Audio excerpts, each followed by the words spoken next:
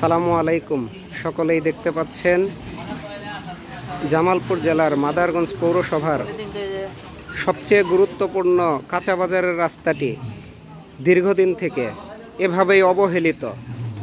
এটি বকুল মার্কেট পুরনো মুচিবাড়ি মোড় বলে এই রাস্তাটি শুরু এখান থেকে।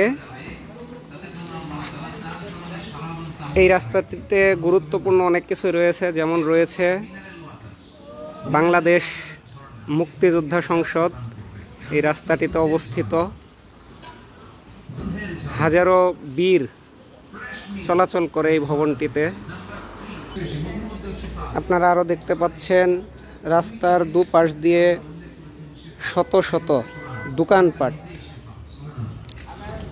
যে দোকানগুলো এই রাস্তাটা চলাচলের অনুপযোগী হওয়ার কারণে গ্রাহক পায় না, তাদের ঠিকভাবে বেচাকেনা হয় না, তাদের পরিবার নিয়ে পরিজন নিয়ে চলাটাই কষ্টসাধ্য হয়ে গিয়েছে। এটি হচ্ছে বালিজুড়ি কাঁচা বাজার। এই কাঁচা বাজারে এমন কোনো দিন নাই যে মানুষকে আসতে না হয়। মুরগির দোকান, মাছ বাজার, সবজির বাজার এবং অন্যান্য বাজার, কিন্তু এখানে আসাটা সকলের জন্য অত্যন্ত কষ্টকর হয়ে গিয়েছে।